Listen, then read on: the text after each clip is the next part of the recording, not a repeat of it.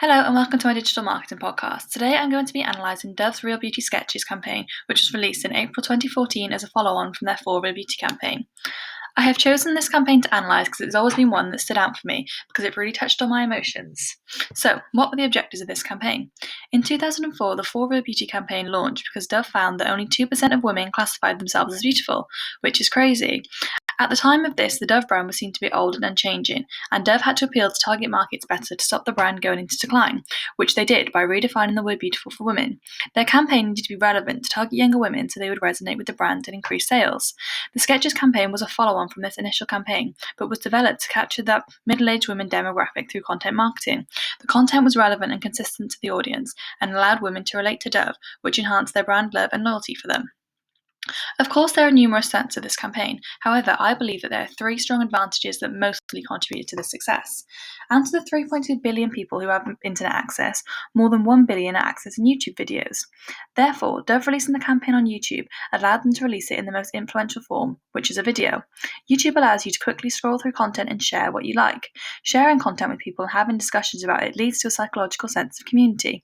Therefore, by Dove creating valuable and relevant content to women, they could easily share the video, which would enhance the campaign's interaction analytics, allowing it to go viral.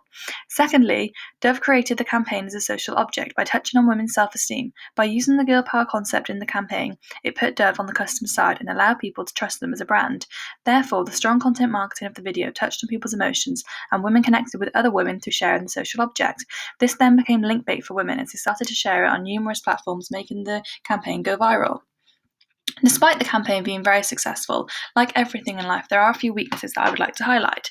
Firstly, Dove's campaign was showing that all women were beautiful. However, there wasn't much diversity in the campaign, which is very surprising. The women Dove cast all seemed to be white, attractive, and skinny. Therefore, had the video been more diverse, it would have appealed to more middle-aged women's actual self, increasing purchases and allowing women to relate to the brand more. Another weakness was that their Facebook engagement strategy was not executed to its full potential. The YouTube video had over 3.4 million shares in the first month, yet the Facebook video only had 52,000 shares this week. The substantial difference between these two numbers shows that Dove didn't take advantage of this tool enough. Correctly engaging with their target market before, during, and after launch would have ensured that during the customer's journey there was more reach and awareness, which would result in more purchases, allowing Dove to fulfill their marketing goals more sufficiently. So, my three recommendations for this campaign, which would further enhance the campaign, of course, comes from my acknowledgement of their weaknesses. Obviously, my first recommendation is that Dove need to be more inclusive when casting. Had they included more middle-aged women with different types of race and body size, they would have appealed to a greater market segment. So this is the idea of self-congruency theory, which states that when a customer can relate itself to the brand image, they are more likely to buy their products. Therefore, diverse models would have increased sales as the customers would have associated their actual sales with Dove and their products. Secondly, through the use of owned advertising, Dove could have engaged better with their target market on social media through brand activation to create more buzz around the campaign launch. Better use of their We Are Beautiful hashtag on Instagram and Facebook could have built up more speculation around the campaign to incentivize social sharing.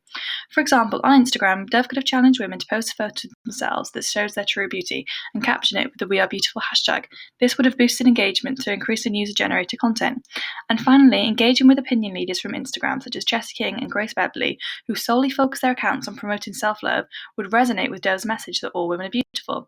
These opinion leaders would then serve as role models because the beliefs and behaviours relate to Dove's. 74% of people turn to social networks for guidance on purchase decisions. Therefore, had Dove engaged with these opinion leaders, it could increase brand engagement and sales through affiliate marketing. Overall, I believe that the Dove Sketches campaign was hugely successful and it won a number of awards. The fact that it went viral, generated over 30 million views in 10 days, and added more than 15,000 subscribers to their YouTube channel speaks for itself, really. Dove clearly fulfilled all of their marketing goals, and the overall campaign saw Dove sales jump from 2.5 billion to 4 billion in its first few years, and the Sketches campaign was the biggest aspect of that. Not only do the facts and figures speak for how successful the campaign was, the content leveraged aspects of usefulness by showing women how they viewed themselves so differently and portraying this information in a video form as it was the best way to influence. This selected the response of warmth and happiness through its target market and made women come together and share the social object with others as it emotionally touched them. It's hugely important within campaigns to be able to create an emotional connection between the brand and the customer.